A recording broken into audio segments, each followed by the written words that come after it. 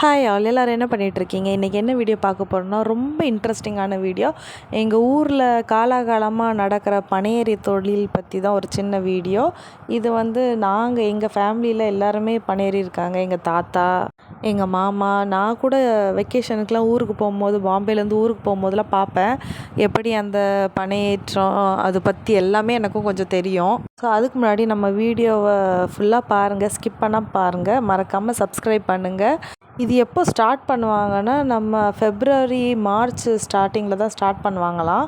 இந்த பனையேற்றம் தொழில் அப்போ தான் ஸ்டார்ட் ஆகும். அப்போ ஸ்டார்ட் ஆகி ஜூன் வரை இது நடக்கும். ஜூனுக்கு அப்புறம் பனை ஏற மாட்டாங்க. அதுக்கப்புறம் பயணி வராதான். அது ஃபஸ்ட்டு நைட்டே போய் அந்த பாலையை சீவி விட்டு அந்த களையத்தை சுண்ணாம்பு தடவி வச்சுட்டு வந்துடுவாங்க. அப்போ தான் அதில் இருக்க அந்த ஒரு சொட்டை பயணி அதில் விழும். சுண்ணாம்பு தடவி வைக்கலைன்னா அது கல் பயணி ஆயிரும், புளிச்சிரும். அது அப்புறம் குடிக்கிற பயணி நல்லா இருக்காது. இது நைட்டே வச்சுட்டு வரதுனால காலையில் விடிய காலம் போய் இறக்கும் போது அந்த களையம் ஃபுல்லாகிரும். திருப்பி அது இறக்கி ஊற்றின பிறகு திருப்பி ஒரு தடவை அதை சீவி விடுவாங்க. அந்த பாலையை சீவி விட்டுட்டு திருப்பி வைப்பாங்க. அப்புறம் சாயந்தரம் போய் பார்க்குறதுக்குள்ளே அது பாதி களையம் வந்துடும். திருப்பி சாயந்தரம் போய் திருப்பி ஒரு தடவை சீவி விடுவாங்களாம். அதுக்கப்புறம் மறுநாள் காலையில் அது களையம் ஃபுல்லாகியும் சில நேரம் ஓவர்ஃப்ளோ கூட ஆகும்னு சொல்லுவாங்க.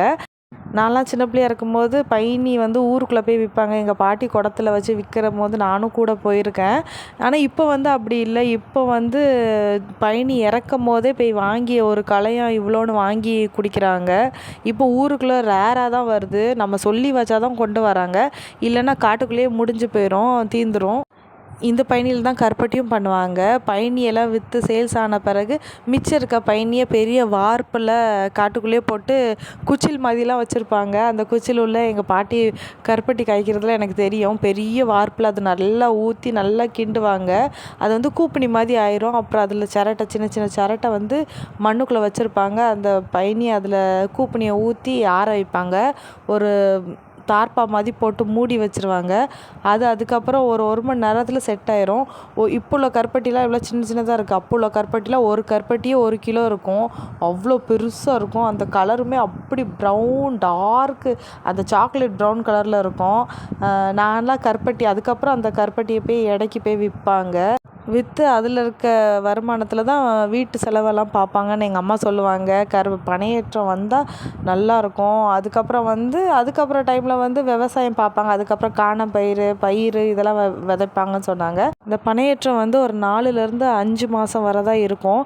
அதுக்கப்புறம் மற்ற வேலைக்கு போவாங்க, விவசாயம் பார்ப்பாங்க. அப்புறம் பயிர், தட்டைப்பயிறு, என்னென்ன பயிர் வகை இருக்கோ எல்லா பயிரும் விதைப்பாங்க.